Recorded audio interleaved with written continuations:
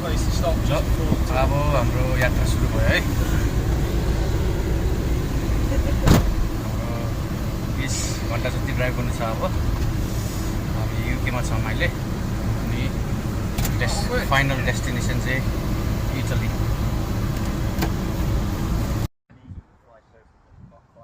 ल फोक्सटोनमा आइपुग्यो। हामी अलिकति 5-10 मिनटले गर्दा ट्रेन मिस भएको। अब अर्को ट्रेन 1 घन्टापछि मात्रै आउँछ अरे। यहाँ पर्खिनु पर्ने भयो। अब चाहिँ ट्रेनमा चढ्यो है।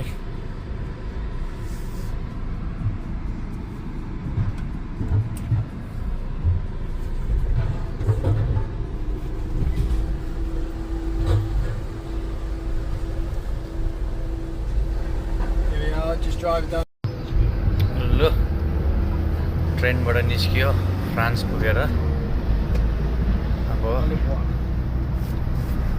15-16 घन्टा बाँकी छ।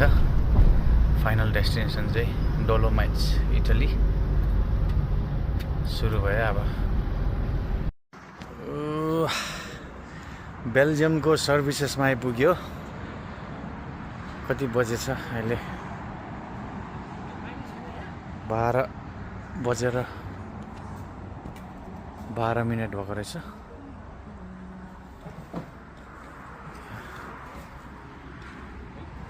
8-10 घन्टा भएछ झन्नै, होइन 9 घन्टा जस्तो भएछ ड्राइभ गरेको।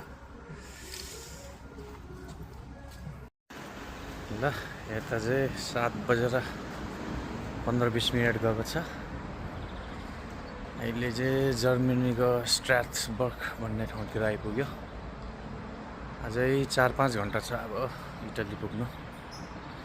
अब चाहिँ यता टोइलेट सोइलेट गरेर ब्रेकफास्टहरू खाइन्छ होला। म्याकडोनल्ड चाहिँ झन्न खुल्ला चाहिँ छैन रहेछ के गर्ने। अब पाउरोटी कफीहरू खानु पर्यो। अब चाहिँ अस्ट्रिया आइपुग्यो।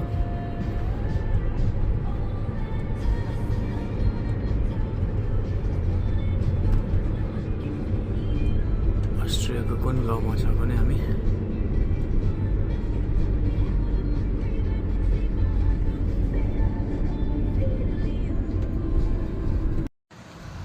लु अब चाहिँ 3 घन्टा जस्तो बाँकी छ फाइनल डेस्टिनेसन पुग्न। अहिले चाहिँ अब यसो सानो सुपर मार्केटमा आइपुग्यो सपिङ गर्न। पानी सानी खानासाना केही किन्नु मजाको गाउँ रहेछ।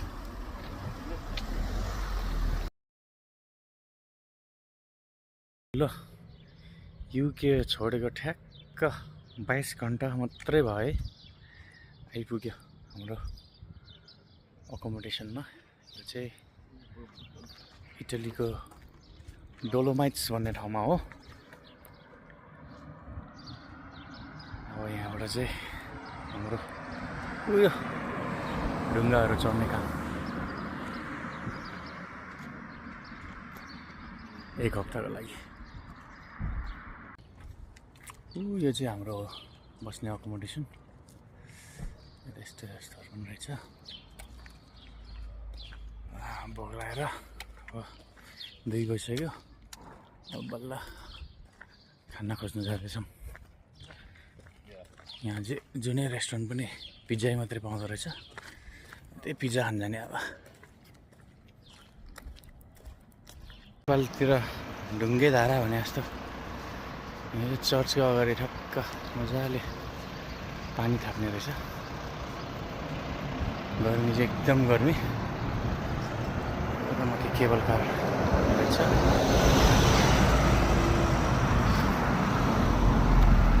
कति आज 30 डिग्री वरिपरि रहेछ। आयो पा पिज्जारिया भन्ने।